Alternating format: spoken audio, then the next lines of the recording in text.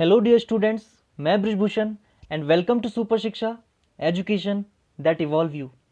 हम स्टार्ट कर रहे हैं क्लास 12th बायोलॉजी। सबसे पहले देखते हैं सिलेबस को, क्योंकि जब हम जान लेंगे कि हम क्या क्या पढ़ने वाले हैं तो ये और इंटरेस्टिंग हो जाएगा हमारे लिए। अकॉर्डिंग टू एनसीईआरटी इस क्लास में हम बायोलॉजी के टोटल 5 यूनिट्स पढ़ने वाले हैं। बायोलॉजी के पहले 5 यूनिट्स आप क्लास 11th में पढ़ते हैं, इसलिए यहाँ हम शुरू करेंगे यूनिट नंबर 6 से। उसके बाद 7, 8, 9, 10 टोटल 5 यूनिट्स को कवर करेंगे बहुत अच्छे से। अब देखते हैं यूनिट कंटेंट कि यूनिट में हम क्या क्या पढ़ने वाले हैं। यूनिट नंबर 6 है जनन यानी कि रिप्रोडक्शन।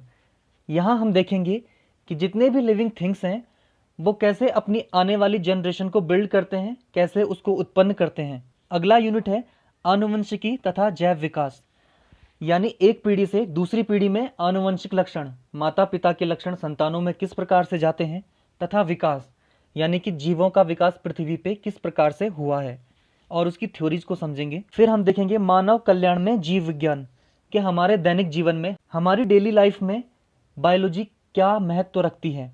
जैव प्रौद्योगिकी यानी बायोटेक्नोलॉजी, हम देखेंगे यहाँ कि जब बायोलॉजी में हम टेक्नोलॉजी का यूज करते हैं तो वो कैसे उपयोगी बन जाती है। लास्ट यूनिट है पारिस्थितिकी यानी इकोलॉजी, हमारे चारों तरफ का वातावरण और उसमें रहने वाले जीवधारियों के आपसी संबंधों को डिस्कस करेंगे और देखेंगे कि वो किस प्रकार से एक दूसरे पर निर्भर हैं। तो ये टोटल 5 यूनिट्स हैं जिनको हम इस क्लास में कवर करने वाले हैं। हम पहली यूनिट से शुरू करेंगे। स्टार्ट करते हैं यूनिट 6 जनन यानी रिप्रोडक्शन। इस यूनिट में टोटल 4 चैप्टर हैं। पहला है जीवों में जनन यानी रिप्रोडक्शन इन ऑर्गेनिज्म। दूसरा पुष्पी पादपों में लैंगिक जनन, रिप्रोडक्शन इन फ्लावरिंग प्लांट्स। मानव जनन यानी ह्यूमन रिप्रोडक्शन। और लास्ट चैप्टर है जनन स्वास्थ्य यानी रिप्रोडक्टिव हेल्थ। ये टोटल 4 चैप्टर हैं जिनको हम यूनिट 6 में पढ़ेंगे। फर्स्ट चैप्टर से हम शुरू करेंगे। आप लोग बस वीडियोस को ध्यान से देखेंगे, नोट करेंगे और उसके बाद रिवीजन करेंगे। बस ये आपको हमेशा के लिए याद हो जाएगा। बहुत इजी लैंग्वेज में मैंने आपके लिए वीडियोस बनाए हैं, तो ध्यान से देखिए। शुरू करते हैं फर्स्ट चैप्टर जीवों में जनन यानी रिप्रोडक्शन इन ऑर्गेनिज्म। जनन के कॉन्सेप्ट को समझने से पहले हम समझते हैं जीवन चक्र को यानी लाइफ साइकिल को, क्योंकि जनन जीवन चक्र की एक अवस्था है। तो किसी भी जीवधारी के जीवन चक्र में क्या होता है, वो जन्म लेता है, उसके बाद किशोर अवस्था आती है यानी जुवेनाइल फेज, फिर आती है जनन अवस्था जिसमें वो अपनी जैसे संतान को उत्पन्न करता है, और फिर होती है एजिंग यानी कि बूढ़ा हो जाना जिसे हम कहते हैं जरण। एक समय आने पर कोई भी जीव बूढ़ा हो जाता है और उसके बाद अंत में मृत्यु यानी डेथ। और यही जीवन चक्र चलता है उसकी आने वाली पीढ़ियों में, यानी वो जन्म लेती हैं, वृद्धि करके किशोर अवस्था में पहुंचती हैं, फिर आती है जनन अवस्था, वो अपने जैसी संतान उत्पन्न करता है और उसके बाद वृद्ध हो जाता है यानी बूढ़ा हो जाता है, फिर अंत में मृत्यु। तो ये है जीवन चक्र। इस चैप्टर में हम डिस्कस करने वाले हैं कौन सी अवस्था को, जनन अवस्था को यानी रिप्रोडक्टिव फेज। जीवन चक्र की अवधि अलग अलग जीवों में अलग अलग हो सकती है। उदाहरण के लिए जैसे फल मक्खी यानी फ्रूट फ्लाई, इसका जीवन चक्र होता है 40 से 50 दिन। 40 से 50 दिन के अंदर ये जन्म से लेकर मृत्यु तक सारी अवस्थाओं को पूरा कर देती है। अगला उदाहरण है कछुआ यानी टॉर्टॉइज, इसकी औसत आयु है 150 वर्ष। पैरट यानी तोता, इसकी औसत आयु 140 वर्ष होती है। और बरगद, इसकी औसत आयु 1000 वर्ष तक मानी जाती है। ये कुछ अलग अलग उदाहरण थे जीवन अवधि के। अब हम डिटेल में डिस्कस करेंगे जनन अवस्था यानी रिप्रोडक्टिव फेज। जनन की परिभाषा, जनन द्वारा कोई जीव अपने ही जैसे किसी दूसरे जीव को जन्म देता है। जीव की उत्पत्ति किसी पूर्ववर्ती जीव से ही होती है, यानी जनन का मतलब है अपने ही जैसी संतान को उत्पन्न करना, और इसके लिए पहले से कोई जीव मौजूद होगा, उसी से नया जीव बनेगा। अपने आप हवा में कोई नया जीव पैदा नहीं हो जाएगा, मतलब किसी पहले से मौजूद जीव से ही नया जीव उत्पन्न होगा। इसका अपवाद हम मान सकते हैं वायरस को। क्यों?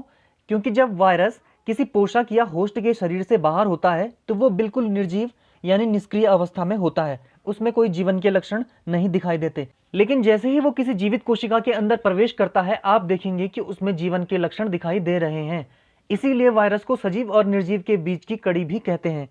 तो वायरस जनन अवस्था में एक अपवाद माना जा सकता है, क्योंकि ये स्वतंत्र रूप से स्वयं जनन नहीं करता, बल्कि किसी पोषक के अंदर जाने पर ही गुणन करता है या अपने जैसे नए जीवों का निर्माण करता है। इसके उदाहरण में आप जो ये चित्र देख रहे हैं, यहाँ पर आप देख रहे हैं कि एक पत्ती जैसी संरचना है और इसके कोने से कुछ नई पत्तियाँ या एक छोटा सा पौधा निकलता हुआ आपको दिखाई दे रहा है। तो ये जो बड़ी पत्ती है, ये है पौधा ब्रायोफिलम और ये प्रजाति है ब्रायोफिलम पिनेटम,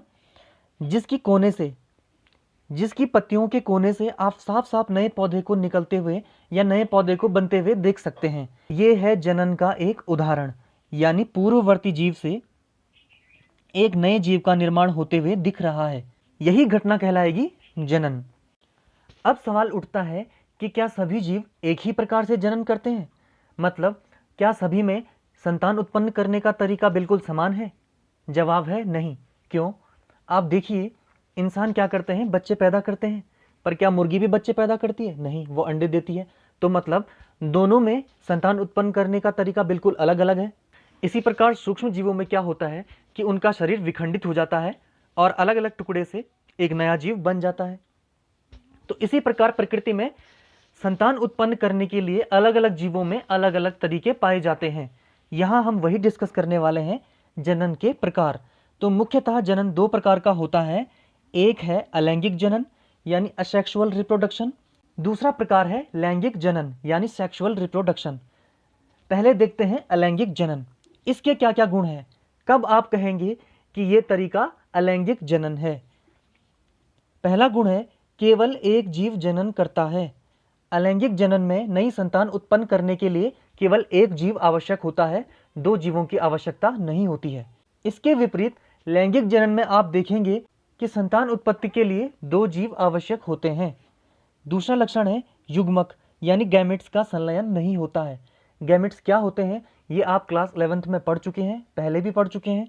किसी जीवधारी के शरीर में जो लैंगिक कोशिकाएं होती हैं वो विभाजन के द्वारा करती हैं युग्मकों का निर्माण, और ये युग्मक अलग अलग जीवधारी के शरीर से आकर संलयित होते हैं और एक जायगोट का निर्माण होता है जो विकसित होकर परिवर्तित हो जाता है भ्रूण में, और भ्रूण के विकास से बनता है नया जीव। इस प्रकार से जो युग्मकों का संलयन होता है वो होता है लैंगिक जनन में। अलैंगिक जनन में युग्मक का संलयन नहीं होता है। अगला गुण है समसूत्री विभाजन ही होता है। समसूत्री विभाजन का मुख्य लक्षण है कि जब कोई कोशिका विभाजित होकर नई कोशिका बनाएगी तो जो नई कोशिकाएं बनेंगी उनमें गुणसूत्रों की संख्या समान होगी अपनी पेरेंट कोशिका के या पूर्ववर्ती कोशिका के। मतलब पुरानी कोशिका जो विभाजित हुई और नई कोशिकाएं जो विभाजित होकर बनी, दोनों में गुणसूत्रों की संख्या समान होगी, तो हम कहते हैं ये विभाजन समसूत्री विभाजन है। ये विशेषता है अलैंगिक जनन की। अलैंगिक जनन में केवल समसूत्री विभाजन ही होता है। क्लोन, ये एक और गुण है अलैंगिक जनन का। क्लोन का मतलब क्या होता है? आपने बहुत मूवीज में देखा होगा, वहां पर इस शब्द का उपयोग होता है। किसके लिए? आप देखते हैं एक इंसान है और उसके जैसे रूप रंग वाला हूबहू एक दूसरा इंसान होता है, जिनमें आप देखकर कोई भी फर्क महसूस नहीं कर सकते। यहाँ तक कि उनका डीएनए भी समान होता है, ऐसा दिखाया जाता है मूवीज वगैरह में। और ये एक सत्य संकल्पना है, यानी एक ट्रू कॉन्सेप्ट है कि क्लोन का निर्माण किया जा सकता है। एक जीव से उसी के जैसा बिल्कुल दूसरा जीव बनाया जा सकता है जो आनुवंशिक रूप से यानी कि डीएनए भी समान होगा और आकारिक रूप से और बाहर से दिखने में भी बिल्कुल पूरी तरीके से दोनों जीव समान होंगे। उसको कहते हैं क्लोन, और ये लक्षण है अलैंगिक जनन का। तो जो क्लोन का निर्माण है वो केवल अलैंगिक जनन से ही संभव हो सकता है। अब देखते हैं लैंगिक जनन यानी सेक्सुअल रिप्रोडक्शन के क्या लक्षण होते हैं। जनन के लिए दो जीव आवश्यक हैं। सबसे पहली विशेषता है कि दो जीव के बिना लैंगिक जनन संभव नहीं है। युग्मक संलयन होता है, दोनों जीव में युग्मकों का निर्माण होगा और वो युग्मक संलयित होकर यानी आपस में मिलकर एक जायगोट का निर्माण करते हैं और जिससे भ्रूण का विकास होता है। समसूत्री एवं अर्धसूत्री दोनों विभाजन होते हैं। अभी हमने देखा था कि समसूत्री विभाजन में जो नई कोशिकाएं बनती हैं उनमें गुणसूत्रों की संख्या पुरानी कोशिका के गुणसूत्रों की संख्या के बराबर होती है, यानी विभाजन के दौरान गुणसूत्रों की संख्या में परिवर्तन नहीं होता है। लेकिन अर्धसूत्री विभाजन में क्या होता है? आपको याद होगा कि अर्धसूत्री विभाजन के द्वारा जब नई कोशिकाएं बनती हैं तो जो नई बनी कोशिकाएं हैं उनमें गुणसूत्रों की संख्या आधी हो जाती है। किसकी तुलना में? अपनी पितृ कोशिका की तुलना में, यानी पेरेंट कोशिका की तुलना में, जिससे वो विभाजित होकर बनी। तो ये अंतर है समसूत्री और अर्धसूत्री विभाजन में। समसूत्री विभाजन यानी मायोटिक डिवीजन और अर्धसूत्री विभाजन यानी मियोसिस। अगला पॉइंट है पुनर्संयोजन और भिन्नता। ये एक लैंगिक जनन का सबसे महत्वपूर्ण लक्षण है कि लैंगिक जनन के दौरान पुनर्संयोजन होता है, यानी नए लक्षणों का निर्माण होता है। किसमें? नए बनने वाले जीव में। और भिन्नता आती है, किसमें भिन्नता आती है? नए बनने वाले जीव में। कैसे? दो अलग अलग जीव हैं, माता पिता अलग अलग जीव हैं, दोनों के लक्षण जब मिलते हैं तो बनता है एक नया जीव। अब उस नए जीव में क्या होता है? थोड़े लक्षण एक पेरेंट से आए, थोड़े लक्षण दूसरे पेरेंट से आए, तो वो लक्षण आपस में मिलकर कुछ नए लक्षणों का निर्माण करते हैं। तो जो नई पीढ़ी आती है उसमें हम देखते हैं कि थोड़े से नए लक्षण आ जाते हैं पुरानी जनरेशन की अपेक्षा। इसका उदाहरण हम इंसानों में भी देख सकते हैं कि कई बार बच्चे में माता और पिता के अतिरिक्त कुछ नए लक्षण दिखाई पड़ते हैं जो माता और पिता दोनों के लक्षणों के संयोग से बने होते हैं। दूसरा गुण है भिन्नता। जब इस प्रकार से पुनर्संयोजन होंगे, यानी कि दो लक्षण मिलकर एक नया लक्षण बनाएंगे, तो जाहिर सी बात है कि कुछ भिन्नताएं उत्पन्न होगी नई पीढ़ी में, जो पुरानी पीढ़ी से बिल्कुल अलग और नए होंगे। कुछ ऐसे लक्षण बनेंगे क्योंकि नए नए कॉम्बिनेशन यहाँ पर देखने को मिल रहे हैं। ऐसे समझिए कि जब आप दो अलग अलग रंगों को मिलाते हैं तो एक नया रंग बन के सामने आता है। जैसे आप पीले और लाल रंग को मिलाएंगे तो हल्का सा ऑरेंज कलर आपको दिखाई देगा। तो आपने दो अलग अलग गुण लिए थे, यानी दो अलग अलग रंग लिए थे, और एक नया रंग यानी एक नया गुण आपके सामने आ गया। तो यही है पुनर्संयोजन। और आप देखेंगे कि पुनर्संयोजन के बाद जो नए लक्षण बनते हैं वो बिल्कुल भिन्न होते हैं पुराने लक्षणों से, और इसी को कहते हैं भिन्नता।